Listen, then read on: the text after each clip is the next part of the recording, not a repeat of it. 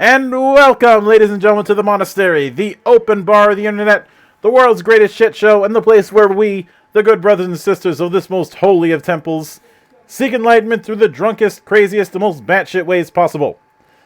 I am your one and only gaming monk, better known as Mildra, and with me I have a newcomer to the temple, one of the head of Legendary Games, creator of Mists of Akuma, creator of many, many different character write-ups throughout D&D 5th Edition and Pathfinder, as well, and currently the creator of Vast Kaviya. Hopefully I got that pronunciation right. But mostly it's Kaviya, but yeah, it's close. Mike Milner, how are you doing tonight? Like Myler, I'm doing okay. I got to get to bed early tonight to take the wife to the airport for a business trip, and looking forward to getting a lot of work done this weekend. Mm-hmm. Yeah, having a pretty good day. And then also I have to order the last round of Vast Kaviya books for the Kickstarter backers, so that'll close up that part of the project tonight. And then I have some Mists of Akuma books that I have to send to people too. So I'm gonna be Santa this weekend. I'm not sure if you're red enough to be Santa. I mean, I could try. Could go out for a run in the 40. I think it's supposed to be in the 40s in Pittsburgh this weekend, so it'll be cold enough to turn myself red. Oh, you're in Pittsburgh. My sincere condolences for dealing with Roethlisberger every year. I'm not in the sportiest part of Pittsburgh, but we're still not fans. He needs to move on. Well, it could retire or something. I don't know. Well, he got all banged up. He got all banged up this year, and then the backup guy got all banged up, and now the third string dude they had to redo his contract or something like that. Mm-hmm. Like, no, I will admit the Steelers have been one of my whipping boys for a while, especially last year when the whole organization turned into a damn soap opera. I mean, I haven't been into sports for a long time, but when I was a Philly team guy. Like, I was into the Flyers because John LeClair and Eric Lindros. I'm kind of dating myself here, Mark Ratchy, Yep. And then freaking Cunningham was still quarterback for the Eagles when I was interested, because it was good to he was entertaining to watch. And Vic kind of has the same thing, but is this unrepentant asshole who harms animals. So, I should note that somebody had set up a site whose sole purpose is to count how many days it's been since the Flyers last had the Stanley Cup.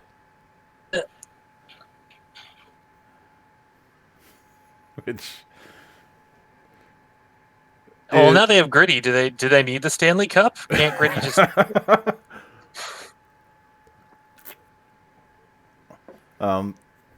It is, but let's see. This was on. So it has been 16,342 days since the Flyers last won a cup. That sounds right. Look, of course, I don't know. It could be worse. You could suffer the pain of watching Pirates games. Oh no, I don't. No. And even I know that the Pirates are like literally just a money machine at this point. And as soon as anybody is worth any amount of money, they'll just trade them off anyway. So like, why bother? Yeah,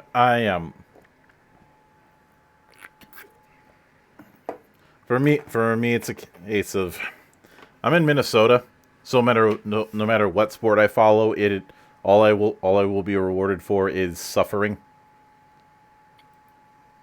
Because I could deal with the Vikings painfully choking every year.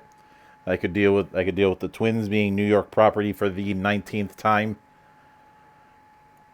Or I could deal with the Wild being in, well, hell because of two contracts that they can't dump off. So those are three more reasons why I drink. But it's a bit of a tradition around here to kind of start at the beginning. So if you if you could, what tell me about your first introduction to tabletop and what made you stick around.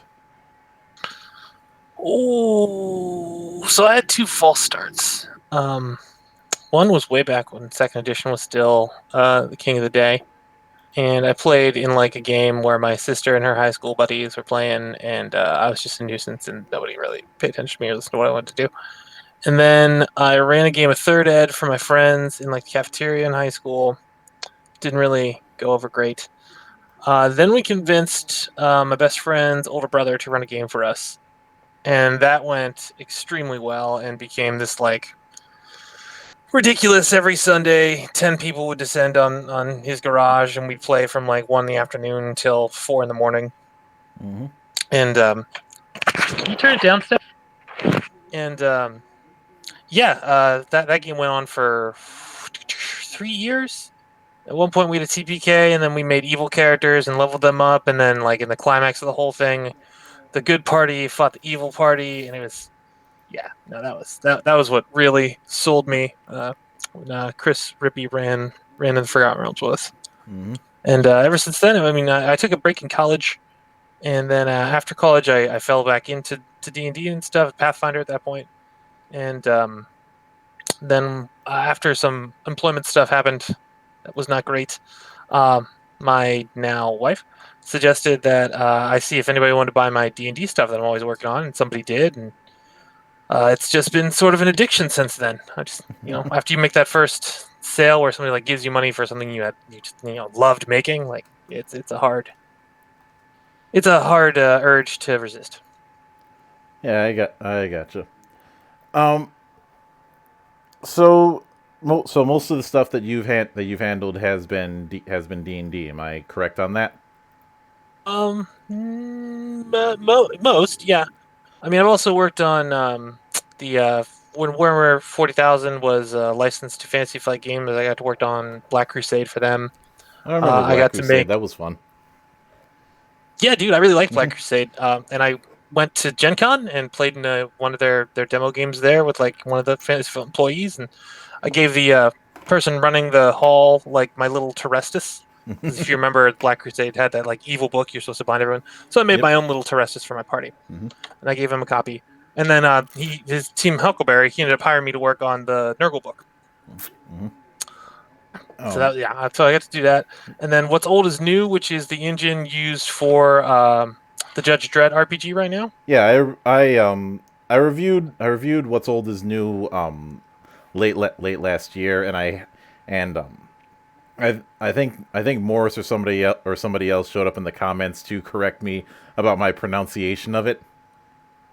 How's he? He's British, so he's pronounced everything weird. Um, He well, says "won," right? okay, I didn't know he was I didn't know he was British. I just saw Morris's reviews in the thing, and it apparently is supposed to be pronounced wine, like time or wine. Oh, yeah. That's I mean, like it's his. He made it. I just wrote the middle part. I pronounce it Wowen because that's how it reads. that's what I was using when I found out about the game Fine. because That's it's very British. But yeah, so I wrote now, which is like the 1980s modern action part in the yeah, middle, that if you recall. I think when I was writing the review, that part had only been had well, the Judge Dredd RPG was still relatively new by that point, and I had just found out about now. Um, and that I don't know how much of my stuff worked its way into the Judge Dredd book, except for vehicles.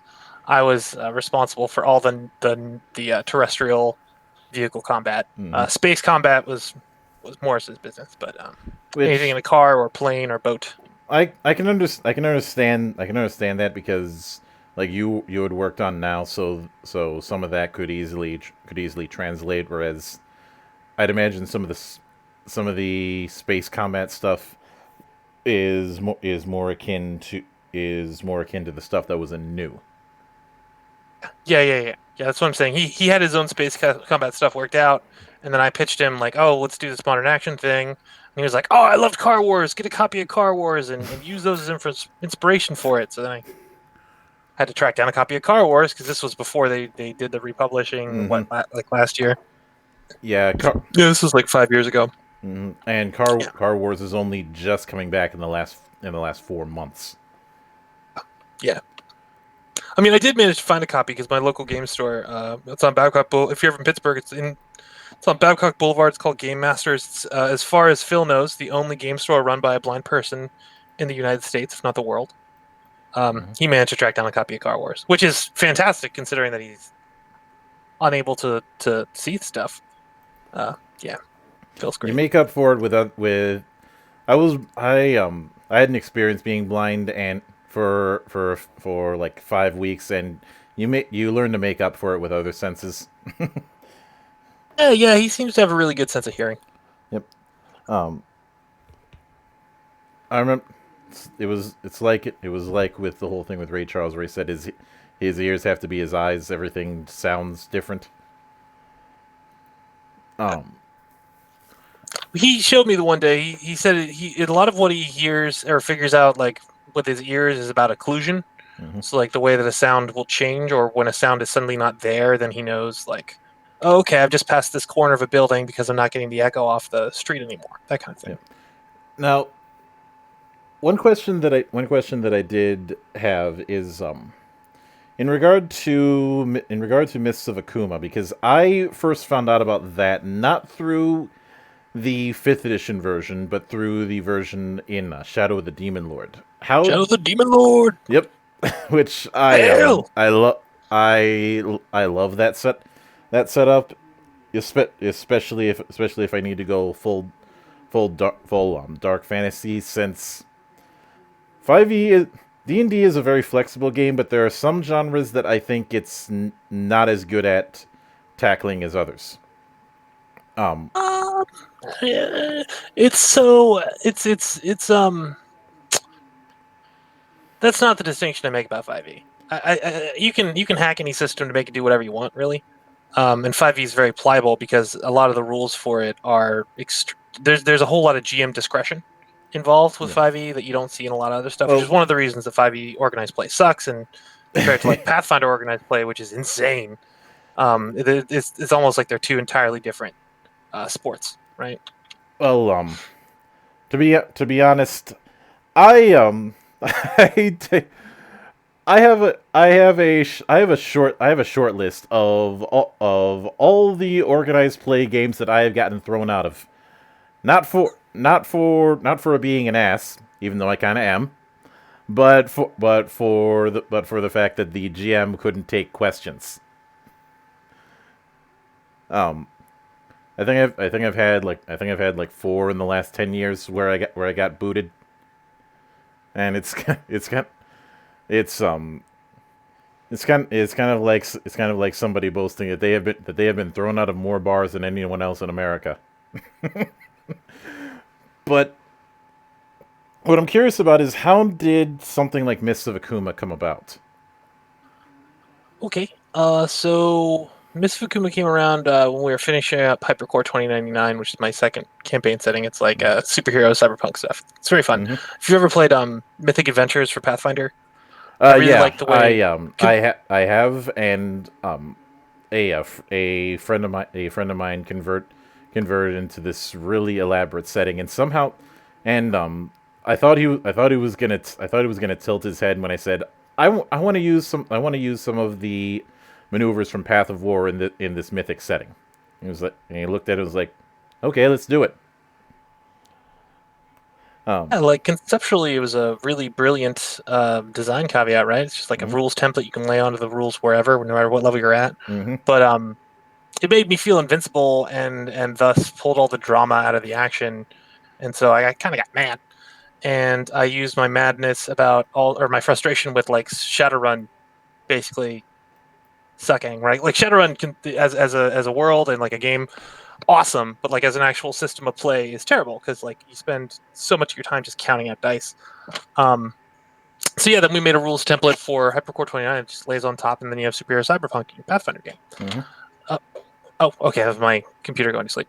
So anyway, I'm finishing up layout on HyperCore 29, and I'm thinking like it's like 2 in the morning, and I was like, man, it really sucks what happened in Japan because in 1854, Matthew Commodore C. Perry sails into Edo, which is now Tokyo, and he points all his like guns with his like steel-boated gunships at the city, and he's like, "Hey, we're gonna be friends." And it ends this period called the Tokugawa isolation, starts the Meiji Restoration, and a whole bunch of like Western assholes trampling around Japanese culture.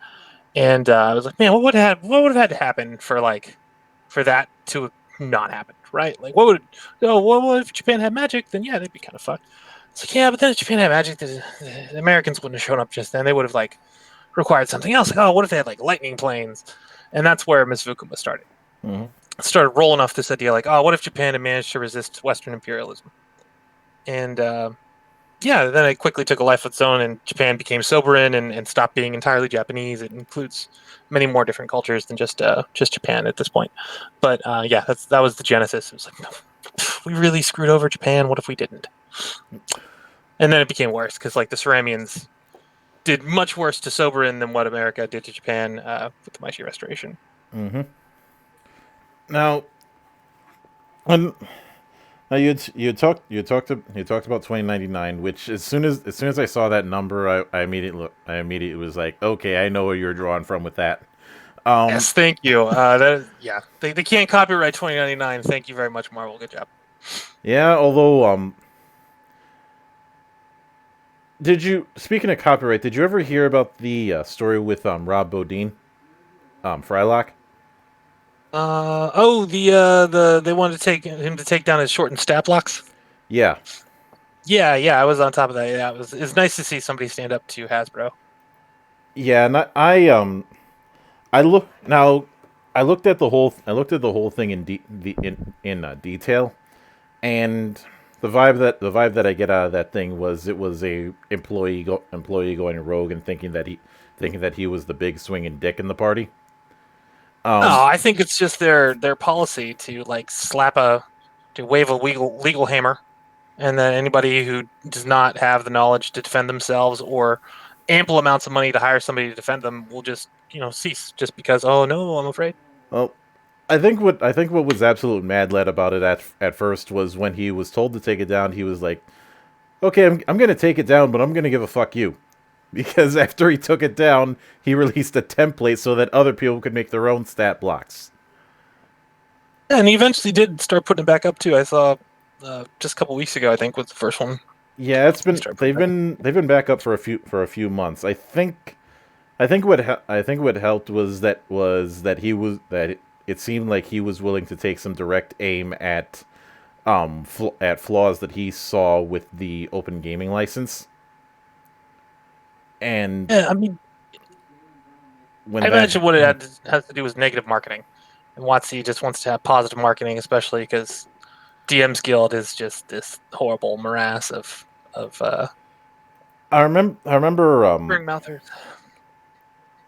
I've mentioned this in a few other podcasts, but Ash of Creativity is a friend of mine, and he's sometimes people have talked to him saying, "Why don't you put your stuff on DM's Guild?" And he's like, "Yeah, put my stuff on on DM's Guild, where WotC can make all can get the lion's share of the money, or I can just put it on or I can just put it on Drive Through RPG and have a fair shake."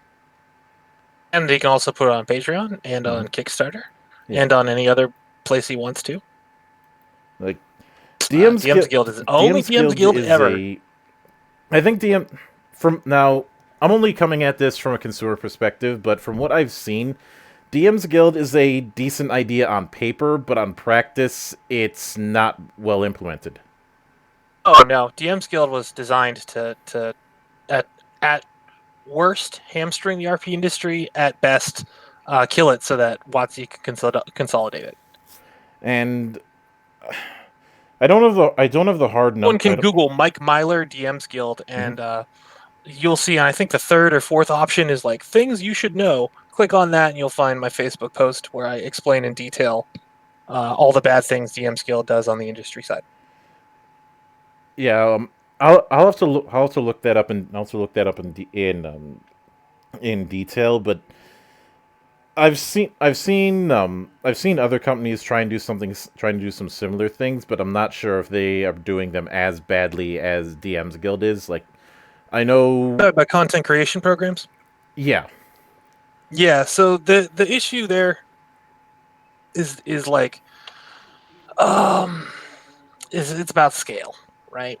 And DM's Guild is presented as the only place you can ever buy a D&D 5e content. It's the Dungeons and Dragons marketplace. hmm Whereas there's no like it's the werewolf marketplace. There's just not as much emphasis on marketing in that way, and also a lot of those games don't have open gaming licenses. An open gaming license, I think it's silly to have a content creation program. Morris has one for wine, one, whatever. But I mean, yeah, he also has an OGL, so like you have the option of doing it there or not. yeah.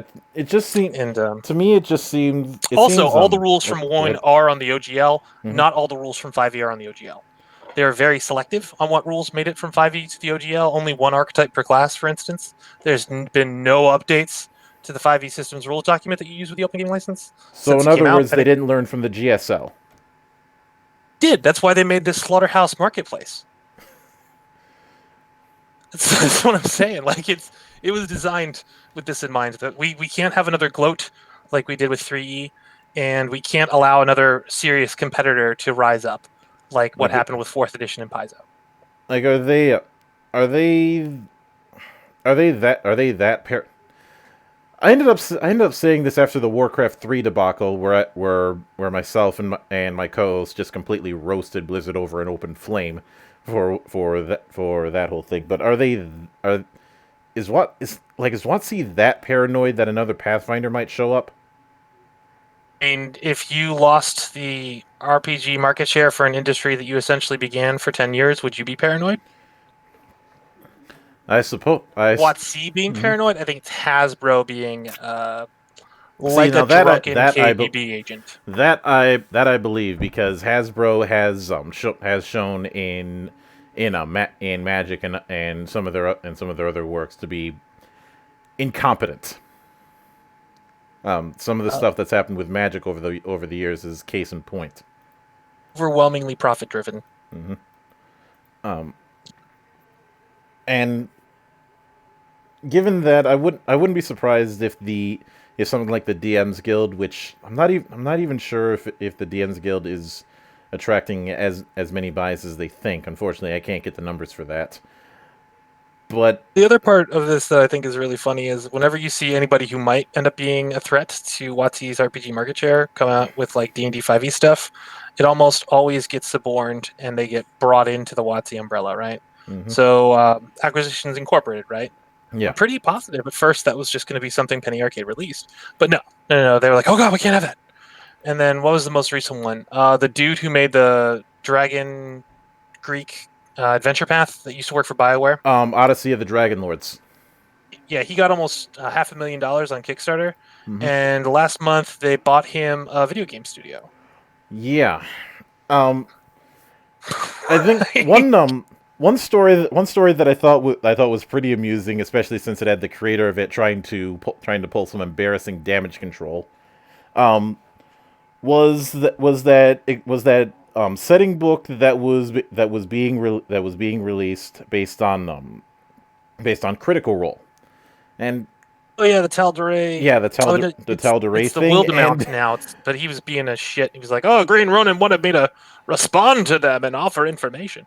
Yeah. um and in the comments with that release, you had a bunch of people just getting really mad about.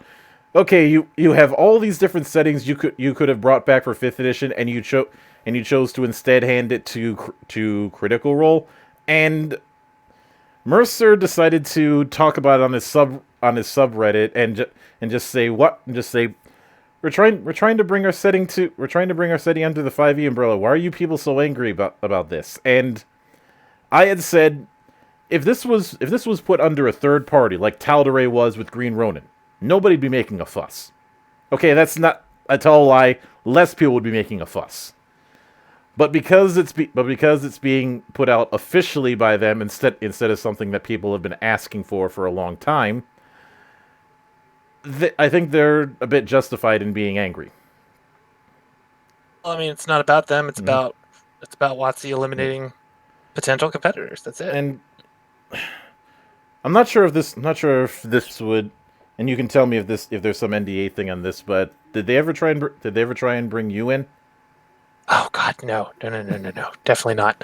I think they probably Googled my name and were like, "Oh my God, he's onto it." No, don't, no, no, no, no, no, no, no, no. Yeah. But now you're working on Vast Kaviya, and I will spare you my horrible, horrible Mako impression that I have not done since I did the Savage Kingdoms review 3 years ago. But it's clear it was clear just from the title design that you were evoking Conan. That was Definitely. that was so was it just a case of I want to do a sword and sorcery thing, or what, or was there some other point of inspiration that made you want to do Vast Kavya? Oh, I am so terribly dissatisfied with fifth edition's like the way it's being Supported? as a property because like the third edition OGL was like such a gift to the world, right? Like Mm-hmm. it made D&D belong to the world, which is just so amazing. Just saying Mm-hmm. it makes me feel amazing. Yeah.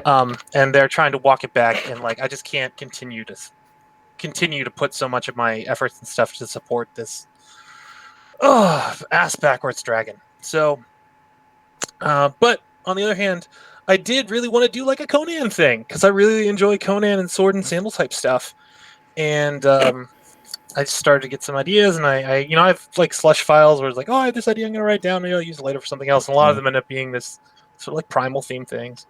And I also wanted to do something to like help all these people who are getting crushed by the DM's Guild.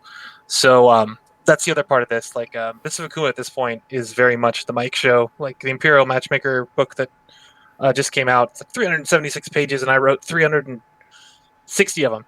So like I was ready to do something with like a larger project team, Mm-hmm. and yeah. So I got like 10 other people to help me write Vascavia, and they all got their own like little warlords. And the other part of it was when I made a fifth edition conversion, sort of like, or fifth edition expansion for Hypercore 2099, we took a different route with it, and we made 2099 Wasteland, right? Mm-hmm. So if you want to play like Fallout in D&D, what's up? And the trick to 29 Wasteland is it's not itself a campaign setting, it's a campaign setting generator. So everybody who plays a Wasteland game kind of makes their own Wasteland as they explore more and more of it. And Vascavia is the same way, just without all the radiation or technology. There was one comment on fifth edition I had made in a few forums that got some people really angry with me, and I was sitting back going, why are you booing me? I'm right, because I had said it surprises me that what that Watts that WotC and Bethesda have not gotten together for a collaborative project because they're cut from the same cloth. Yeah. Um, Which I mean, I imagine it's because Hasbro likes to have a lot of control, and so does Bethesda. um So one or the other giving the other the reins, it's probably the going to be like a now fighty kind of relationship. I will admit I was being partially facetious because I I spent my childhood watching way too many wrestling heel promos, so there's that fondness of getting under the audience's skin like that. Um, but the reason why I made that comparison was less about each company wanting that kind of control, and more of a reliance on outside people to bail out a product that has problems. Ah, Like in the case of Bethesda, the only reason to play a Bethesda game is on PC and for the mods. And Bethesda has tried to monetize the modding community twice, and it has backfired horribly both times. The first time was the infamous paid mods with the horse armor that became a meme for years. And then the second time was the whole creation club for Fallout 4, and most of the mods that you could get on that, you could find better versions of them by fans anyways. And in the case of D&D 5e, I was seeing more and more interesting support from third party developers than I was seeing from first party. That's why I ended up making the comparison.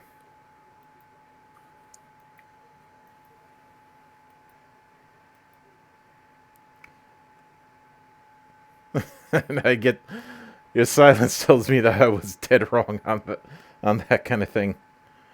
I think it went over my head a little bit. Like it mostly has to do with when I look at some of the stuff that you've put out for 5e and some of the stuff that I've seen other people put out for 5e. I find that far more interesting than the expansions that Wizards of the Coast is putting out themselves. Yeah, a lot of time fans and unexpected creators that make the best stuff for something. It's it's the nature of things. It is very much the nature of things, and that whole when you talked about the DM's Guild being an attempt to try and control, it just puts imagery in my head about the times that Bethesda has tried to control or monetize their modding community, and every time they do, it blows up in their face. Yeah, no, it's whenever you it's a great way to generate interest in a product to like allow for fan creations to be integrated into it, but it doesn't open up the door to fans end up making really good stuff that outshines the in-house products. Mm-hmm. Which I think when you open up mod support or open up workshop support for certain Steam games and the like, I think to a certain extent that's going to happen because there are factors that are going to be in modder or third party people's favor that first party is just not going to have the luxury of. Yeah, they're still, especially when you're talking about Bethesda, because they're still fixing bugs. It can be 3 years after the fact. They wouldn't have that problem if the fact that their engine is held together by duct tape, spit, and a prayer. Yeah, I didn't realize that like the presidential train car was a hat worn by an NPC running in a trench. That's amazing. A+ to whoever figured that fix out. Well, here's the thing. The current engine that they use is the creation engine. They claim that it's a new engine, but in reality, as somebody who's cracked the thing open, it's not. It is an attempt to rejigger their old Gamebryo engine into current generation hardware. It could barely handle the 7th generation. PS3, 360, that stuff. And they expect it to handle a 9th generation. Saying earlier about like the juggernauts of ESPN, like getting something to pivot after it's got so much momentum, and it's gonna take time, man. I'd say a better comparison when it comes to the creation engine is the Leaning Tower of Pisa, because I think you know the story about why it leans like that. Dude, bad foundation. Yeah, bad foundation. The foundation was on wet soil. That's right. And unfortunately, it leans just a little bit more and more every year. But there's nothing they can really do. It sounds accurate for Bethesda. Yeah, and although in the case of and to exacerbate this, when it came to the infamous 76, which became such a running gag that we gave it its own segment here on the show.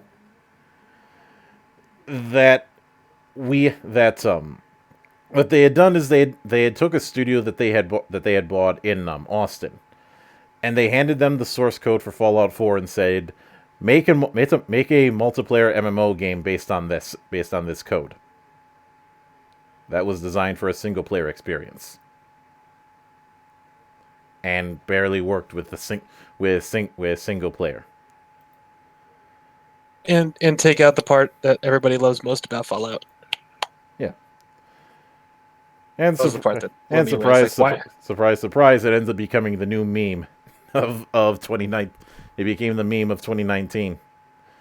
I mean, I look forward to buying it in in April when it goes on Steam and they add NPCs and a whole bunch of other shit that frankly should have been there in the first place. I'll probably make a standing bet that by the time you end up getting it, there's gonna be more problems that people have found. Oh, I'm sure. I just did I had no reason to get it before, and then I was like, oh, okay, so wait, they're gonna add in cool characters and like a plot line. All right, yeah, no, I can Although get behind that. I think the real comedy is going to come in a few years when Starfield comes around, because they're not going to have any assets that they can rejigger for that, so they have to come up with a lot of new stuff. I'm not familiar with Starfield. Is that some it's an IP that they've announced that they're working on as a science fiction IP. Like straight science fiction, not science fiction meets post apocalypse like we've seen with Fallout. Getting someone. So is it Firefly vibes or Star Trek vibes or? I think Star Trek vibes, but they haven't shown any proper footage yet, so that's the best I can guess. Right. It's even with that, there's still going to be the issue of are they still going to use the creation engine, or are they going to do what they should have done 5 years ago and blow it up? But either way, I'm pretty sure I'm going to be laughing my ass off the whole way through because, well, I think Mel Brooks put it best. Tragedy is when I cut my finger. Comedy is when you fall into an open sewer hole and die. I.e., it's always funnier when it happens to somebody else.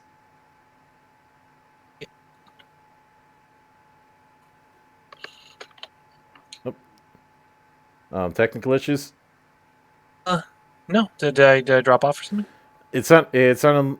Well, I saw the green circle for a second, but I didn't hear anything. So I was wondering if there was like a headphone issue or something. Oh no, I think everything's good. Right. But getting back to Vast. Now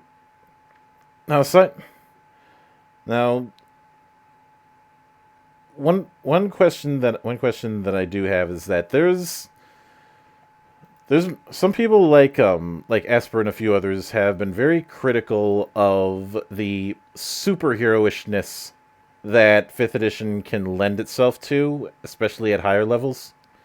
And with something like Sword and Sorcery, you don't really have superhero characters in that sense. So, what was the means that you guys tried to address this? Well, there's very few magic items, right? Because there's no formalized magic. Like right in the first couple of pages, it tells you there are no wizards, right? The world's just not been around. Well, the world might have been around long enough for it, but the nature of the world just makes formalized magic an impossibility. All right. So magic items are much rarer, and we've codified them into the best way to think of it would be the materia system. If you remember materia from Final Fantasy VII. Yeah. Yeah, so there's the raw mana section covers it, and there's let me scroll to it really quick. Let's say something like 200 pieces of mana. No, I'm sorry, 109 pieces of mana. Mm-hmm. Many of which are spells, others that are not. So like those are kind of how we rock out magic items. So there's a more codified and controlled way to like focus what a character can do beyond what's in their racial traits or their class features. Mm-hmm. Um, And of course, all the archetypes and stuff are focused on more primal themes. yeah. So like there is a little bit of superhero. If you want to play like the Human Torch or Iceman, that is a possibility in Vascavia. Yeah, but that's because they're elemental, and elementalism is a very important theme that you see throughout the book. Even so far as being like the warlords all have their own element, and then there are directions for each warlord on how they interact with warlords. Of say, if they're a water warlord, how they react to fire warlords or air warlords or Mm-hmm. holy warlords or evil warlords, and they all have their own page borders and stuff. So, Yep. um, yeah, as far as elements of superheroes, yes. Other superheroes, no. Yeah. Well, now when it comes to that use of magic, would it be fair of me to say that a lot of the casting classes would be discouraged in this setting? Yeah, that's another point. Because there is no formalized magic. Magic is something that has to be you're born with, and because you have to be born with it, there are fewer magic users in general. So that kind of puts a target on your back. Like you have this supernatural power that most people don't get access to. So people want to abduct you and use you for their own purposes, or just stop you from amassing power and becoming a threat. Mm-hmm. You Now, can play a spellcaster, mm-hmm. but okay, just know that you got a target. So it's one of those. I'm reminded of when I was running the old West End Star Wars game, and there would always be that one guy who wanted to play as a Jedi, and I'd say, "Are you sure? Yes. Are you really, really, really sure? Yes." Then he ends up using the Force when we're on Tatooine, and then gets hauled off. And he's like, why did I get hauled off? You were playing a Jedi. What did you think was going to happen?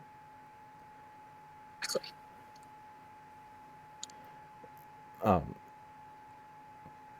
and the best part is he didn't even get hauled off by Imperials. He got hauled off by agents of the Hutts. Well, that Um, would make more sense for Tatooine. yeah. Also, like there's certain magic that is either like just not available, period, or costs a lot more because resource management. Because it's supposed to be like sword and sandals, so like being able to get enough food and clean water needs to be a challenge all the Mm-hmm. time. So like you have to pay extra if you want to cast, create, or destroy water if your GM even allows it. Yeah.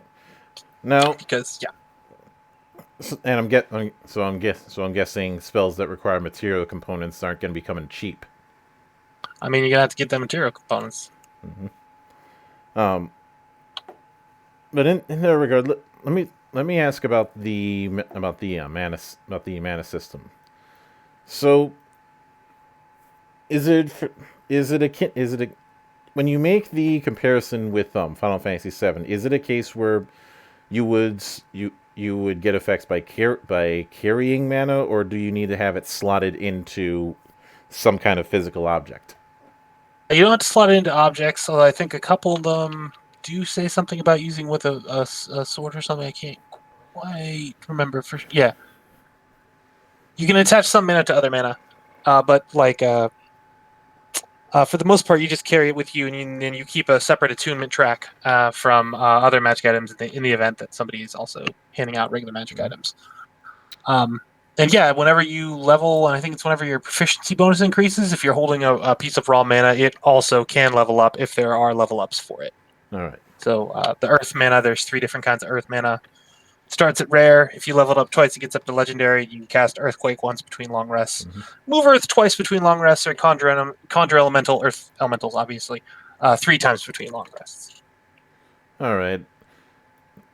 All right. In that case, I think I misunderstood what you meant by what you meant by mana, because I was thinking of the whole slotting materia I weapons. did think about like trying to incorporate like the complete Final Fantasy VII materia system, but like that would be kind of poor hat, right? Like it's one thing to have it be inspired and similar to, it'd be another for me to just totally copy it. And Um, to be quite honest, Also, it's I think that the materia system as it's used in that game wouldn't quite fit. yeah, that was the other part. It's the level. It would introduce a level of complexity with which 5e typically avoids. I wasn't even going with the complexity of 5e. I was going with that it wouldn't fit sword and sorcery vibe that you're going for. Oh well, I mean, for me, it was entirely an argument about mechanics and like whether or not it was because like at that point it's going to start looking a little gripsy, right? But I mean, I don't know. I could see it because yeah, I will admit that's one of those don't things that axe. could go either way, but it sounds like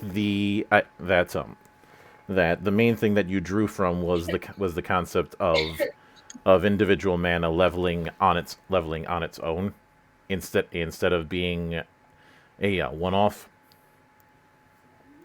Hold on to it and treasure it, and, Hmm. make it feel special And or interchangeable.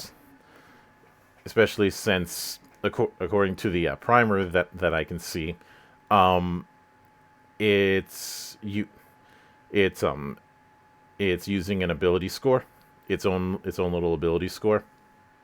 I use your highest mental ability score whenever you're using raw mana to cast a spell. Mm-hmm. And now now when it comes to it, like give since I didn't see an example of an individual mana in the primer, can you give me an example of one? Like, let's say someone has let's say the water element, just for example's sake. Uh, water, water, water, water, water. Like there's a gray mana where you conjure ice maidens that do. That one doesn't level up though. Let me see. You want a leveling up one. So the first 55, all the blue mana are pretty much just spells or magic effects. Like I was saying, the earth one. I don't know Mm-hmm. if we have specifically a water one. If I have a water one, I didn't call it water. I got electricity. I got flame. Do I not have ice? Well, I guess I don't have ice. Oh, a freeze. There you go. So it's a rare mana. So it starts. You're able to cast Ice Storm once between long rests. Then when it levels up to very rare, you can cast Cone of Cold once between long rests and Ice Storm twice. Mm-hmm. And then once it gets up to legendary, you can cast Ice Wall once, Cone of Cold twice, and Ice Storm 3 times between long rests. And all Right. of the spell ones work in that tiered system, right? Yeah. And there are the How would they level? Just experience, or do you have oh a yeah different yeah method? yeah. So some raw mana can evolve over time. A piece of raw mana increases in power as lists for each raw mana piece. When it has been equipped for both one level advancement and 1 point of proficiency bonus increase. Each time a piece of raw mana increases in power, its rarity increases by 1 step. And so, like, you'd have to go up to, like, say, 4th level and then also 5th level to get the proficiency bonus increase. So you got to hold on to it for 2 levels. And as long as it's been on you the whole time, whenever you pop up, so did it. And And there are other types of mana I wanted to mention. So, like, the Crimson one is techniques. So, like, stealing whenever you hit somebody, getting an extra attack, mhm. throwing stuff you're not supposed to be able to throw, mimicking, yeah. So all the I think the equivalent would be like the yellow materia, and then gray mana, like so it was conjuring stuff for like single one-off, like large area attacks, and then orange mana was I can't remember what the orange mana equivalent was, but it's like passive effects mostly. So bonus to your initiative score, bonus to your speed, more hit points. And then the last one is amber mana, and you use that with other mana.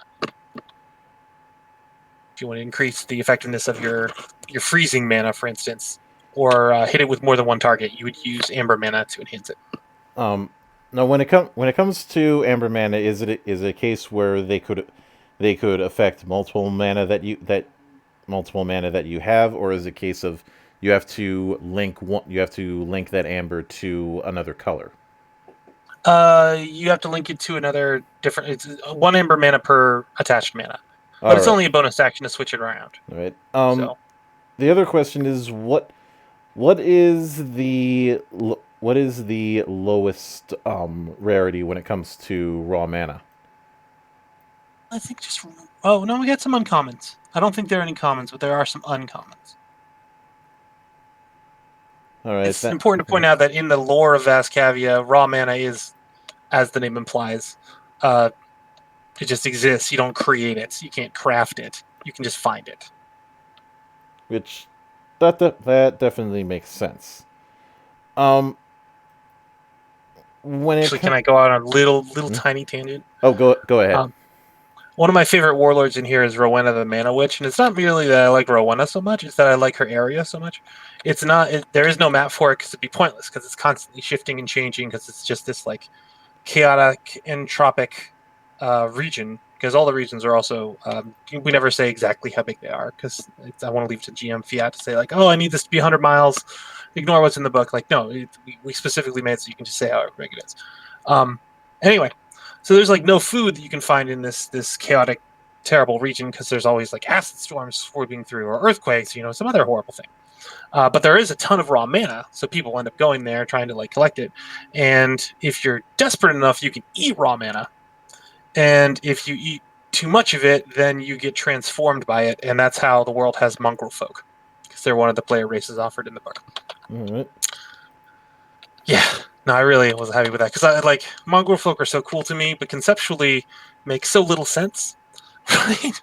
Because like you know what I'm talking about with mongrel folk, right? They're like I got a crab arm and I got the deer leg and like Yeah, parrot the kind of thing face. that would just be a standard PC in Gamma World. Exactly. Yeah. Uh, but like, how do you make one of those without like a Dr. Moreau type situation? But I offer to you eating raw mana. Hmm. But would eating raw mana in small doses um, present its own effects to whoever ate it, or is it a case where the stuff doesn't start happening until you eat too much of it? So like, you can eat an ounce of it and it'll sustain you for a week, removing the need for food or water. But if you eat a whole pound of it, then you learn one cantrip from the Druid or Sorcerer spell list. And then you also make a Constitution saving throw, which increases for each previous save that you've made like this. So it Hmm. starts at like DC 8 plus 2 per previous save. So DC 8, DC 10, DC 12 so far. And then when you fail it, you roll on the mongrelization table. And then the biggest chunk of possibilities are 46 to 80. You get to become a mongrel folk. Anything before that, it's like Genasi, Minotaur, Centaur, Tiefling, Azamar. And after mongrel folk, you stop being a playable character. You turn to a monster. So there's a little bit of danger. I like having danger involved whenever you're making those like trades for power. Hmm. I love giving people enough rope to hang themselves. Like I feel like that's an important part of role playing games. Well, um, true Yeah. story in a more contemporary campaign at one point, I was feeling a bit malicious to I was feeling in a more malicious mood than I normally would. Surprising, I know. And I decided to give the ranger equivalent a very powerful pistol. What I didn't tell him until he found out after the fact was that because I only told him you point this thing, you pull the trigger, and it fires really powerful sonic blasts. What he ended up finding out was that the thing about those kind of blasts is that it works both ways. Effectively, it gave him the noisy cricket from Men in Black. Right. So yeah, this thing will do a shit ton of damage to whatever you aim it at, but you're going to be taking damage too because you're going to go back flying. Um, Those are the best things to give, and it yeah. also helps for balancing purposes, Hmm. right? Like it makes it much easier to balance something if you're gonna deal as much damage to a creature as you deal to yourself. Like then the extra damage balances out. Yeah. In most cases, there's just a couple times where it doesn't, but for as a general caveat rule, it's as long as you're adding something to both sides of the scale. Hmm. But now, now it definitely seems that you're going with even with the whole raw mana thing, you're going with a very martial approach. But one thing that I'm curious about is spiritual patrons. Now it seems like you're not doing a full on pantheon with this, but more of a template. Is that right? Are you familiar with the dark? Yeah, you said you know 40K, so you know the Dark Gods of Chaos, right? I know. Zinch is the ultimate dickhead. Korn is the ultimate jock. Papa Nurgle loves you, and Slanesh is a hooker. Generally. But like, there's very little concrete information about them. They're kind of ephemeral. They're more about like Concepts. what's exactly. They're more conceptual than anything else, and Hmm. that's what spiritual patrons are. So like, you can worship whatever you want, and like you might find other people who worship hedonism, for example, like Slanesh, Hmm. and your god will, like your spiritual patron, they'll appear to you and your people in a certain way, and it'll be the same spiritual patron, but like to this other tribe in another part of Ascavia, they appear in a completely different way. Um, Same thing because they're the same mhm. concept, but there's no unification of God because that requires more structure and development that Vascavia, the nature of the world's size and its relative time and existence just doesn't allow for. All right, that definitely makes sense. And given given that I'm guessing that the that since you had said that I think you had written in the primer that clerics might be one of the kind of classes that people would be raising an eyebrow about in this setting. So I'm guessing that when it comes to spiritual patrons, playing as a cleric or a paladin isn't going to quite translate as effectively as somebody might think. I mean, I would. So in the player's handbook, I talk about it a little bit. There's like an extra chapter in there um, that doesn't appear in the core book, where it's like you make your own mythology, right? Hmm. Like it's Vascavia is vast. Nobody else needs to be from the same tribe that you are from, or the same settlement. So like you can make your own god with their own stories and their own legends and stuff. And so it. The idea is that it should encourage players to invest themselves into the world because they are helping build a part of it. All right, that makes sense. So on that front, I feel like you're not gonna don't expect shining Galahad type paladins. You're not gonna be having a good time here because we don't have heavy armor here anyway. So first of all, you can get that idea out of your head. But um, yeah, clerics I see less of a problem with. Paladins, it will not be your traditional paladin. Put it that way. No, I I get the feeling that the closest thing to maybe it's just me, but I get the feeling the closest thing to paladins would be more akin to that priest in Dead Alive. Yeah. I don't know if I've played Dead Alive. No, it was a film. Is it a movie? Yeah, we just burst out and goes, "I kick ass for the Lord." Yeah, that sounds right. Um, either And we I. do have a primal shaman option. It's Mhm. like a prestige class, which are all built in these like tight little 8 level packages. But that's for like more of a psychic approach. So like it's not a psionic proper, but it's the closest that you're gonna get here in Vascavia. And like when you do show like the effects of your powers and have the visual element, it always includes like animal spirits. And I can since you brought up psionics, I can at least say that you most definitely are going to do a better job at psionics than Unearthed Arcana did. Okay, so quick sidebar again. I'm also the editor for E Insider, which is a wonderful Hmm. Patreon. You should join it. It's like literally you can pay $1 a month. It's the default lowest one is $5 a month, one per Hmm. article, but you can cap your monthly contributions to $1 article. So it's just insanely cheap. We release 5 articles a month, and there's over 300 already. Hmm. 13 of which are free that you can just right off the front page. E Insider, it's great. So anyway, we did a class book. I wrote half of it when James Heck was still the editor at E Insider, and then when I became on the editor, I don't know, 16 months ago, something like that. Morris was like, "Hey, Mike, I want to do another class book." So I commissioned a bunch of people to do stuff, and the guy who, like I was talking about earlier, Chris Rippey, the guy who ran the game in high school, I was like, Chris, would you like to make a like blood guy class? And he was like, yes, I am a 40-year-old goth. Of course, I want to make a blood guy class. And I said, okay, cool. Give me like some basic ideas of what you want to do. And he like rolled it out for me. I was like, all right, this sounds good, but like Chris, you can't just remake the Mystic and hand it to me. You can't do that. We don't have the word count. I can't pay you. I can't pay the layout guy. We don't have enough illustrations. Do not just rework the Mystic and hand it to me. He was like, okay. And then, of course, 6 weeks go by and Chris turns in his draft. I'm like, motherfucker, this is the Mystic.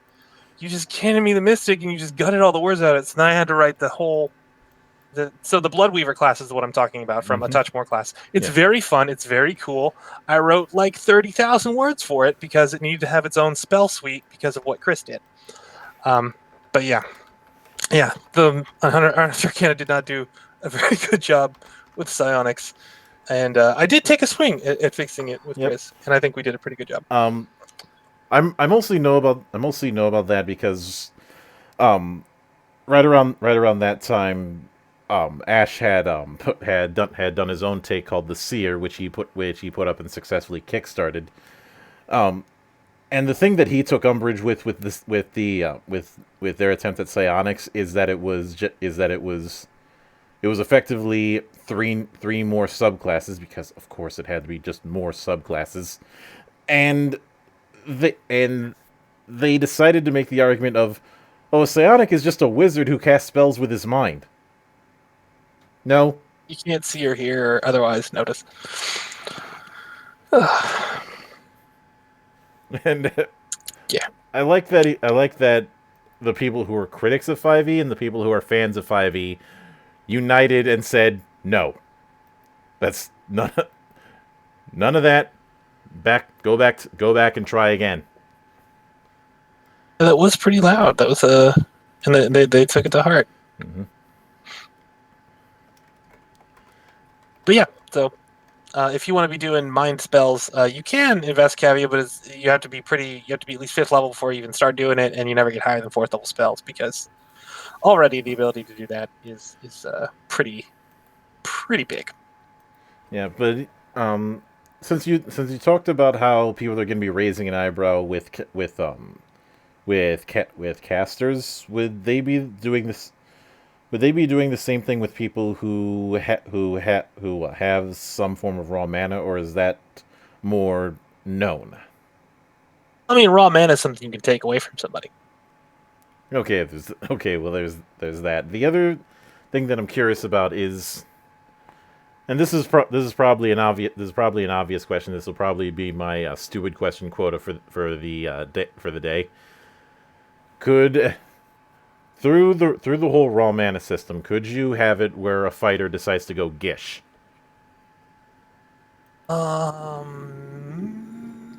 Maybe. I'm trying to remember if there are any healing. There are some healing ones too. Yeah, probably. GM, let them find all the mana. I think the other thing is, now this is probably something else that was accounted for, but I'm guessing in the GM section, is there a table of sorts that to act as a kind of treasure table for when someone finds raw mana? I just listed them all out because, like I said, there are 250. No, I keep saying 200. There's 109 of them, and at the very end of the section, they're listed and numbered out. So if you were going to just roll, you can work out what the roll would have to be pretty quickly. Or if you're playing on Roll20, then you literally can just use any imaginary die number. Yeah, there's already a built-in table system for that kind of thing. I use it for the fortune deck thing that somebody had come up with. Just different so with that and I'm guessing that's part of the reason why there's the mana ability score, for lack of a better term, so that if somebody's doing casting, they're not relying on a ability score that they probably used as a dump stat. Oh, actually, the mana ability score is different. It's distinct from raw mana. So, uh, in my campaign settings, I like to use thematic attributes or Mm-hmm. thematic ability scores, right? Yep. So in Hypercore 2099, it was your hyper score, and that determines how like super you are, or whatever. They're also luck and reputation. And then in Mists of Akuma, it's Haitoku and Dignity. Book of Exalted Darkness, it's Sin and Sanctity. And then I didn't want to, because like again, it's supposed to be like more of an old school type thing and simpler. So there's just one thematic ability score in Vast Kaviya, and it's mana, and it just goes up as a static number. The higher level you are, the higher your mana score is.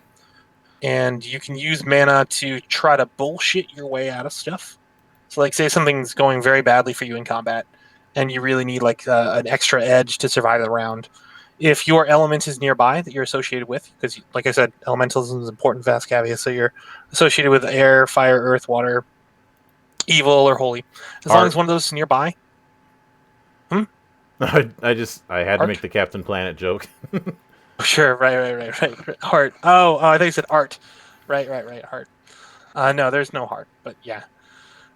You can use your mana score to like try to use the nearby element that you're associated with to come up with a narrative reason for why the creature that's about to hit you might miss. Like, so say you're on top of a mountain, your element's wind, you roll high, a very powerful gale happens to come by while this guy's like winding up, and it causes the blow to go wild. Just as an example, Mm-hmm. it's a narrative bullshit tool for the player to have a little bit more control over what happens. No, I really like the mana ability score. And then and also it happened before raw mana became an idea, and then I couldn't tear myself away from the word mana for either one because it really fit what I needed it to fit. So yeah, they're both called mana. One's raw mana, and the other one is an ability score. Which, given that, I think for the sake of clarity, we should go into the difference between raw mana and the mana ability score. So we've got clear what where the line is between the two of them, because that's something I could see getting confusing for some. So the mana ability score is a static number that increases with your level. That is independent of any items or class features or anything else. It is just a part of your character that allows you to resonate with the world itself a little bit stronger the more experience you get. Raw mana are magic items that grant additional techniques and abilities to incorporate some of the utility lost whenever you remove formalized magic and reduce the amount of spellcasters in the game. Mm-hmm. Yeah, I mean, like one's a treasure and the other is a part of your character sheet from the start. All right. So, like, what would be a few examples of things that you would roll your mana ability score for? Well, like I said, like if you're on a mountain and things about to hit you, say you're fighting in the water and you want to like help your buddies hit this dude that you just surrounded, and your score is water. The GM determines like, okay, well, I mean, like that's like an unlikely thing for the water to suddenly kick up and knock this guy off his feet, but he's standing in the river, and your element is water, so we're gonna say DC 13. You roll your mana score, you add your bonus, which is I think your mana your the score itself is equal to 10 plus your character level. So say that you're fourth level, you'd have a mana score of 14. So Mm-hmm. you'd roll with a +2 bonus as long as you got an 11 or higher. The river would cause like a curtain to sweep up and knock your target off its feet whenever you hit it with your next weapon attack. All right. Conversely, say that you are in the middle of like fighting a powerful undead necromancer, and you yourself are also evil, and you guys have gotten up to pretty high level, right? You're like 14th level, we'll say, so you have a score of 24, which is a +7 bonus. You want to leech some of the evil power off of the necromancer because, like, he's undead, he's evil, he's summoning up more undead. Like, that's got a lot. That's got to be a big focus of evil, right? But like, you're kind of stealing it, so that's difficult. And you want to use it against this thing, so that's extra difficult. So the GM's like, it sounds like what you're proposing to me is impossible. The DC is 25. Then you're gonna have to roll an 18, 19, or 20 for your mana check to work, and for it to achieve, an extra damage when you hit it or prevent damage or whatever whatever mechanical benefit you're arguing for. Mm-hmm. Yeah, I mean there are a couple examples on the raw mana page. Yeah.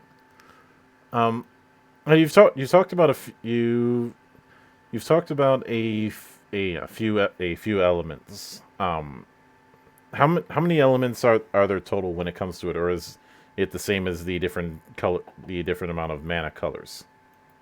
There are 6 elements total, and they are not the same as a different number of mana colors. Well, since there's six, that I think that part was clear. But is it water, earth, fire, air, and good and evil, or is it a different setup? That was right. And then the mana ones are about like what the mana functions to do, right? So like one's magic, one's techniques, one's attaching mana, the other one's conjuring mana. Mm-hmm. So yeah, blue mana spells, crimson mana techniques, orange mana transmutive, amber mana attaching. All right. Um. Now when now even though you had I think you had stated that magic items are a bit. Actually, I'll hold off on that. I want to go back to the whole spiritual patrons thing. So, in regard to that, now you talked about the whole conceptual ideas with it, but mechanically speaking, what benefits do spiritual patrons grant?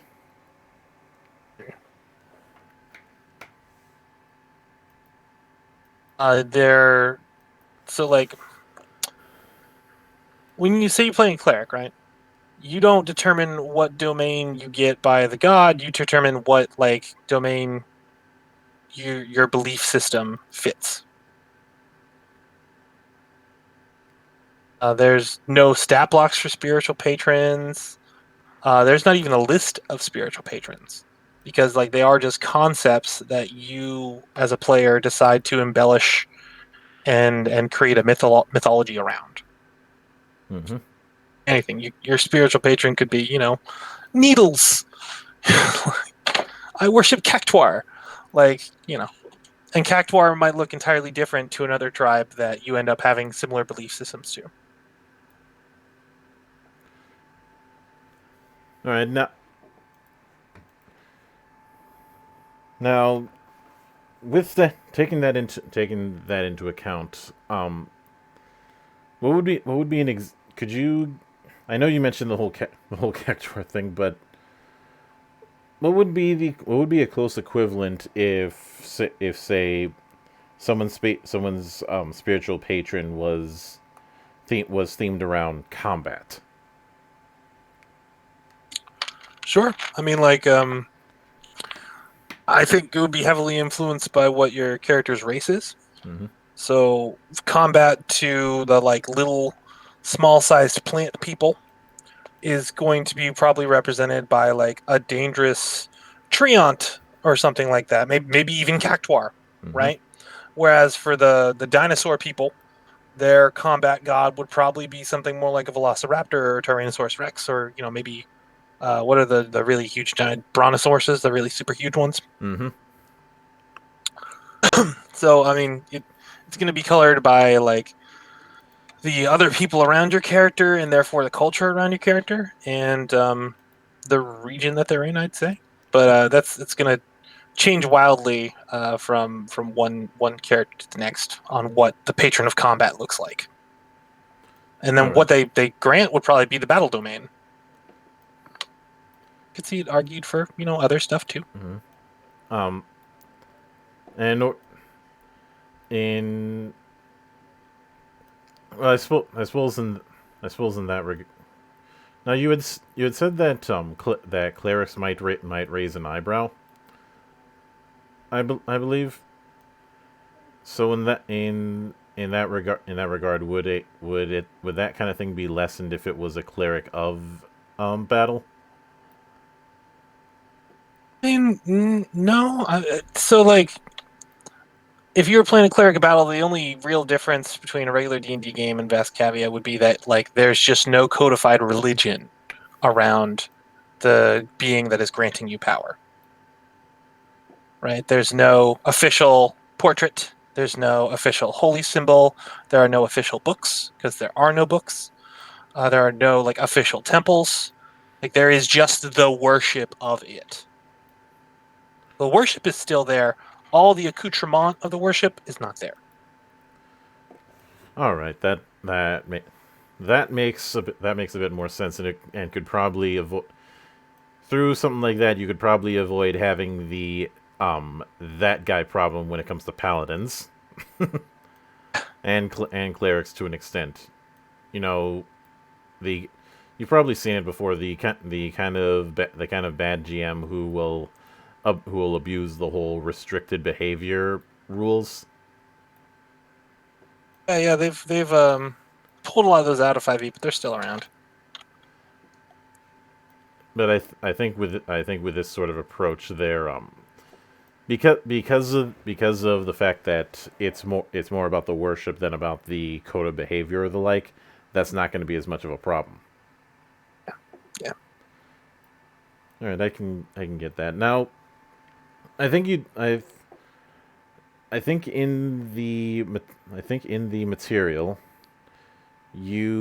there was talk of new classes and subtypes. What are a few examples of those that are going to be added to the sandbox? Well, we added some subtypes for Azamar and Halflings and Dweorg. The Halflings and Dweorgs are Mist Dweorg and Mist Halflings would have to do with this like intelligence sapping mist, which has its own condition track and stuff. It's very neat. That causes like temporary amnesia. There are the Alai I mentioned, the small size plant people. We got rules for Boggards and Gnolls and more Genasi. So Ash, Acid, Mist, and Mud Genasi are all covered now. The Kanka, which have there's a bunch. They're bug people, and Andrew Engelbart went kind of nuts.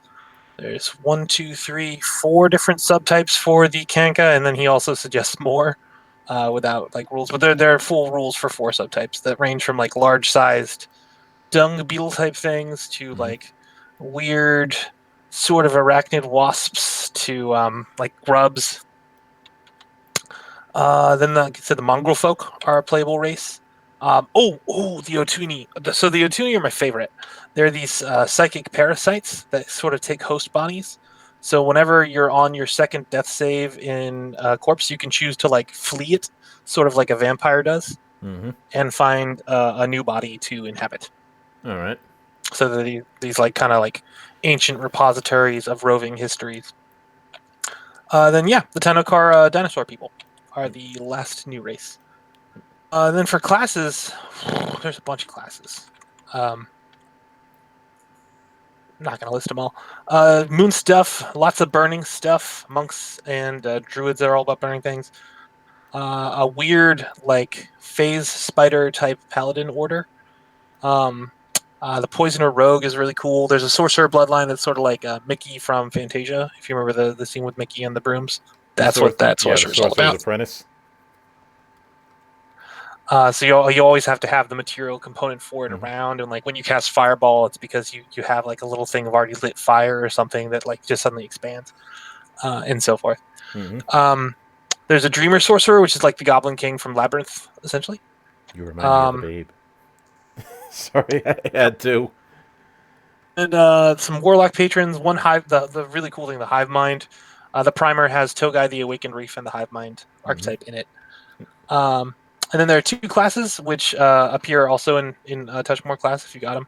The Gemini, which is a weird kind of agile fighter with contrasting abilities. So depending on what archetype you pick, either at the beginning and at the end of every long rest, you switch, or you roll something to randomly determine which abilities you get, which side you've got going on.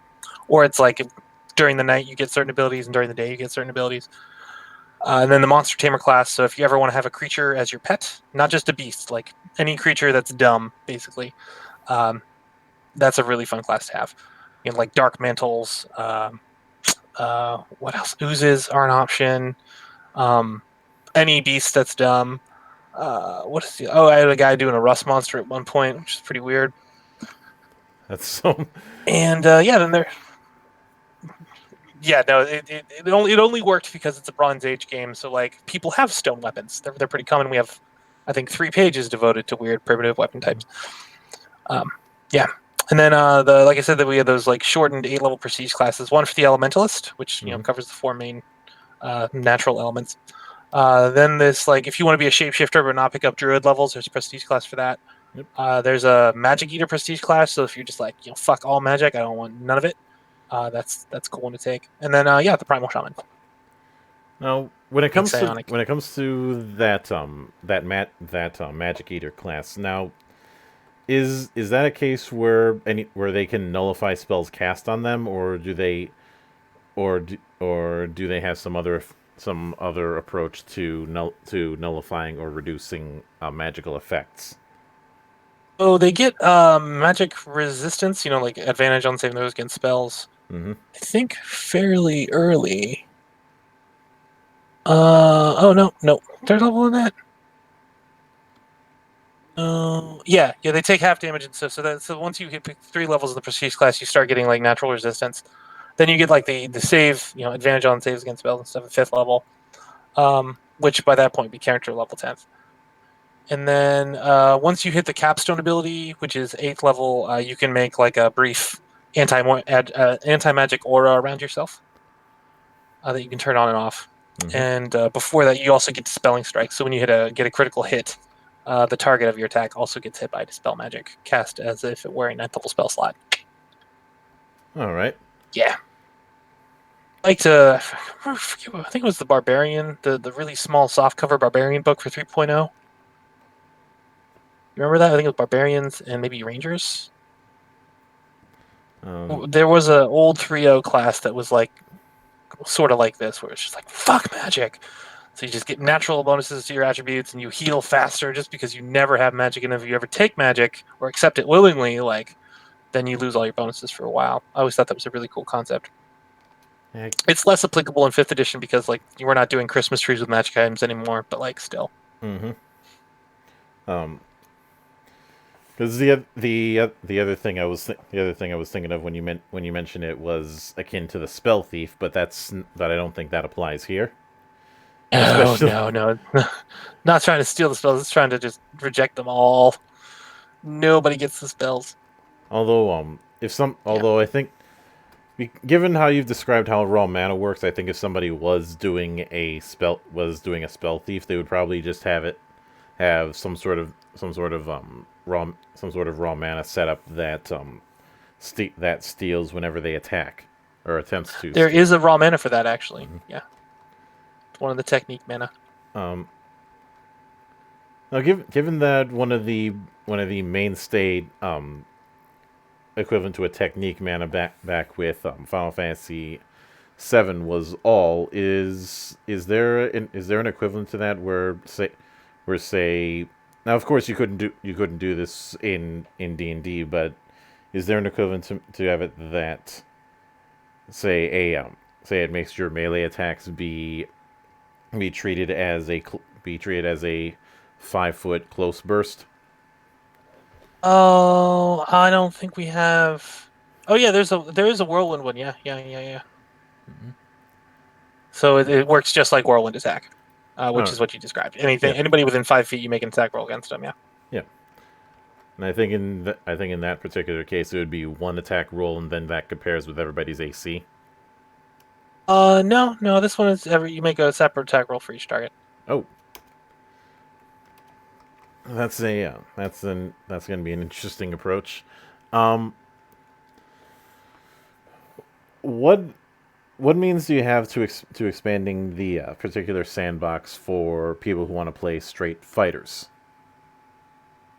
Well, there are not a lot of feats in here. There are lots of different weapon types, and that's sort of where we slid in some magical things, or magical-esque things, because one of the problems with 5e is there's a lot of stuff with, I have resistance to bludgeoning damage unless it's a magical weapon, right? So if you're wielding like a bone weapon or iron, I think steel you just treat as if it's a magical weapon whenever you're hitting something, and then also bone and a couple of other ones.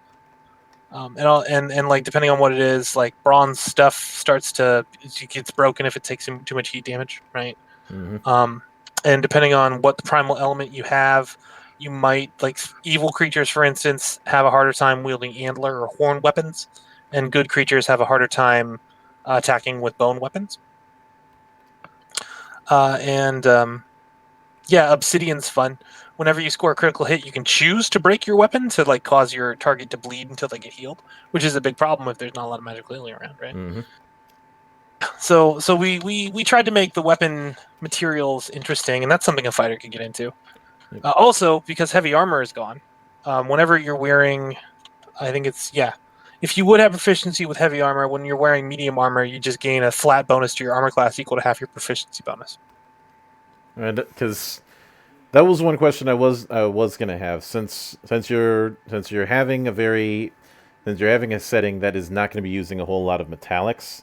I was curious how you were going to handle um the AC issue. It's just a flat thing. If you would get heavy armor proficiency, which fighters would, you just get a flat bonus whenever you're wearing medium, like an extra bonus on top of whatever the armor grants normally. Which can which in that regard feels like a fighter's version of the whole dex bonus for light armor. Yeah. Well, I mean, it's a it doesn't quite entirely make up for removing plate mail, but it gets pretty close. Yeah, and given the fact that you're dealing with a kind of storytelling that is going to have combat that is meant to be ugly, I think having something that isn't plate mail equivalent is certainly going to help on that front. Plus, Yeah. in doing this, you don't have to deal with the big drawback when it comes to plate mail, i.e., not being able to move as much. There's the question of like golden economy too, because there isn't it's not quite as simple as buying plate armor in downtown Waterdeep. There is no Waterdeep. You know, So most stuff that you get, you barter for. You don't buy it with gold. would it be fair? Would it be fair of me to say that there isn't quite as much of a unit of a universal currency, and buying and haggling is a bit more involved here? Yeah, absolutely. That's one of the global rules. Like it's just called straight up bartering. So I'm guessing that if someone were to buy stuff from a merchant, there would be a bit of a negotiating phase where they both try and get a better deal for themselves. Yeah, they're like, oh, I have this thing that's worth equivalent 5 gold. Trading it to you for that thing that's worth equivalent 12 gold.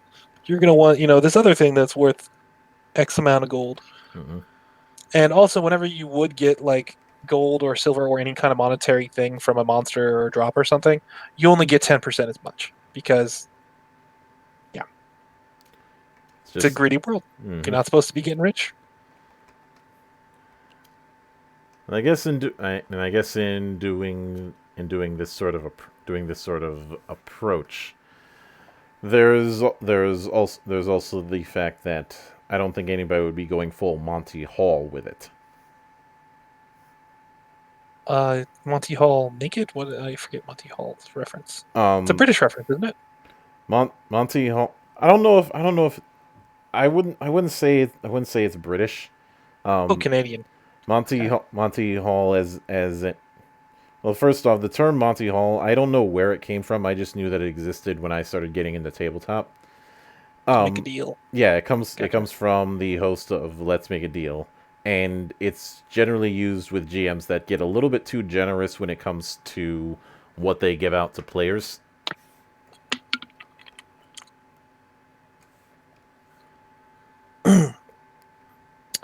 Yeah, there'll be a lot of dealing and stuff. hmm And take and taking that into account, I get the feeling that in this case, while somebody could do the Monty Hall thing, it would be a lot more discouraged than it would be in other settings. You mean like arguing and bartering and stuff? Now the thing about the Monty Hall and why that's a problem is because when they're getting so much stuff, it almost makes having to buy and sell and barter to be pointless Oh yeah, because they're no. just The whole swimming in point is gold to add pieces. gravitas to inventory management. Hmm. Especially because like it will matter if whether or not you can buy the jerky and have rations around. Yep. Um, I mean, I'm I'm guessing that there's also going to be some attention given to crafting, especially if somebody likes to use the old bow and arrow.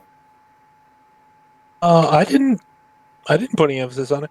I mean, we gave some rules for what happens when you have a broken weapon or a broken shield, because that happens pretty commonly in the primitive weapon materials rules. Like Hmm. some stuff is better to fight with than others, you know. Um, but like as far as crafting goes, it's just whatever I think what's in the core rules, which I think is like a gold worth of something a day or something like that. I've read them, but it was a while ago. And I can't speak too much on 5e's version of crafting because it rarely got to a point where it could actually be used, That's the other part of it. Like it's discouraged in the core rules. which Um, I don't yeah, understand why it should be. I had a lot of arguments with the guy who made the Tinkerer class for a Touch More class. Um, because I was like, hey man, if you're able to build stuff this fast, you're gonna break economies. Like you're gonna break regional economies. They're gonna be destroyed because you're gonna completely suborn entire crafting industries with how fast you have this guy doing stuff. Um, they're not great. In like the real thing to take away from it is that the designers clearly didn't want emphasis to be on crafting things, which is Mm, why the Artificer, by the way, mm-hmm. does not use the crafting rules. It's got its own crafting rules. Yeah. Um, I think the approach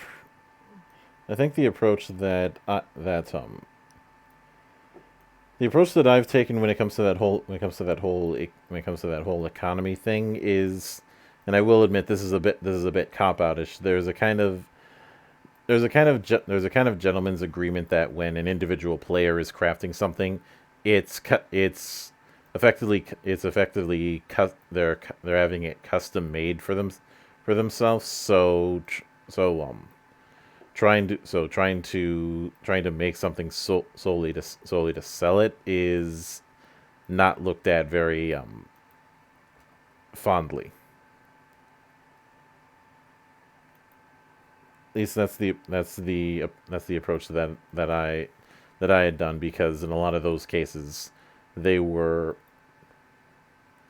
they were pl- there you had areas that had any place that somebody could sell that off. They would be If they were to do that, they'd end up pissing off one of the local guilds, and you don't want to piss them off. So I suppose you could include some crafting stuff, but it wouldn't be happening like while you're. It wouldn't be in media res, right? It would be during like the down times where like you're dealing with the settlement stuff and you've just finished exploring a region and Mm-hmm. like the downtime stuff. It'd be Yeah. very clearly relegated to that and just not something that's going to come up every session. Yeah. Um. And the only kind of in medias res crafting that I could see happening in most settings, and especially a setting like this, is somebody using the materials in the environment to try and make or recover arrows that they've used. Yeah, yeah, and I think there's a 50%. I think it's written in the core. I mean, I don't know if it's homebrew that we've always been doing it that way, but I think in the core, there's a 50% chance any ammunition you fire just breaks. Um, is that something? Because since you talked about a emphasis on adding on making sure that on putting gravitas on the equipment that they get through bartering or the like, that's something I could see taking into account, especially since you had said stuff like rope is a lot more expensive in this setting than it might be in core. Yeah, yeah, no. Conserving of ammunition. Mm-hmm.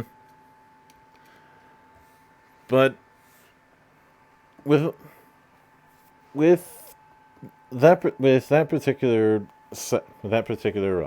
setup, there's one final question that I have regarding raw mana, and maybe this is something that was already answered, but is most of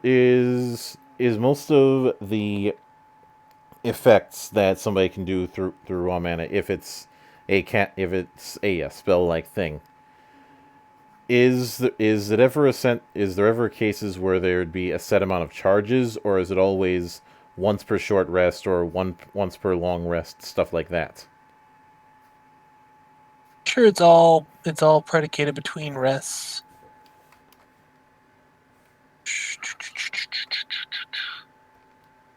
Long rest, long rest, long rest, long rest.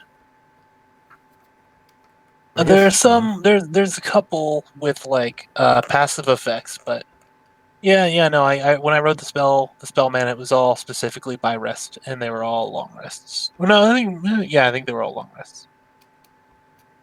Yeah, long rest, long rest, long rest. Actually, I can do this faster with a Control F. Okay, Yeah. that definitely makes sense. Um, as a kind of final defining statement, if someone were to ask what is vast Kaviya, and you were to give like one statement about what it is, what would that be? Oh, what would I say Vascavia is? I would say Vascavia is a primordial sword and sorcery campaign setting generator, and it will be different for your table than anybody else's. All right. Um, Once again, I do want to sincerely thank you for taking the time out of your schedule, even with the whole mishap that happened earlier today. Um, Yeah, no, because I have I'm talking to the dude making the Fallout London mod tomorrow to join their writing team and stuff, and I had it on my schedule, and I was some reason thought that was that because the 20s, and yeah, it's my bad. yeah. If it's any consolation, you're not the first person to have date and time confusion that I've had. That happens a lot with I work with a lot of people in Britain. It comes up all the time. Yeah. Time zones are the bane of my existence. Um, Especially international time zones. Those things are torture. I remember But one year I turned in my Black Library submission late because I thought GMT was Green Mountain Time or some shit like that, not Greenwich Time mm-hmm. in Britain. So I turned in my stuff 13 hours late. Yeah. Did you get yelled at for that? I'm pretty sure they did not consider my submission at all because it was late. I Well, can I tell guess. you, as a guy who takes submissions and commissions people for articles all the time, if you turn in your stuff late, I will just not consider it because, like, there's a bunch of people who turn in their stuff on time, and it's unfair to them for me to consider your thing if you're turning in late. Well, I Yeah. think when you put out the deadlines, you make absolutely sure to say what time zone you're working with. They do the E Insider email for pitch calls. Anyone who is interested in writing for E Insider, it's great. We only pay for a year-long exclusive license to your words, and after that, you can do whatever you want with them.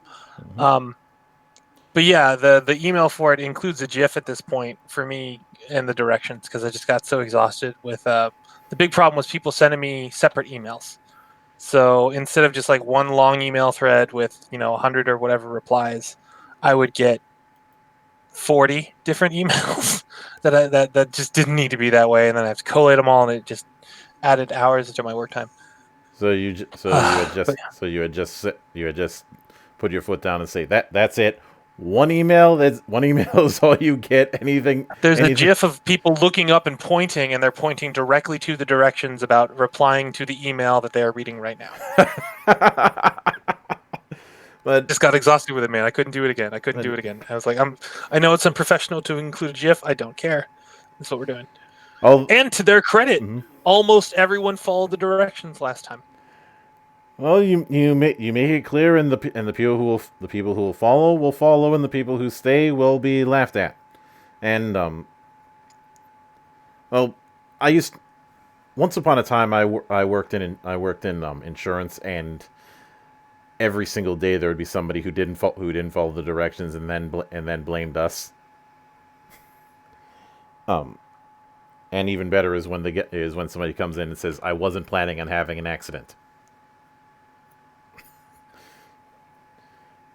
So those sort of things are going to happen in every field. But in the meantime, I want to thank everybody who took the time to stop by to watch the meandering insanity that happens almost daily in the open bar of the internet. There will be another review coming tomorrow at 3, and there'll be the main event coming this Sunday at 8, like it always is. But until then, on behalf of the good brothers present and not present, my name is Mildra.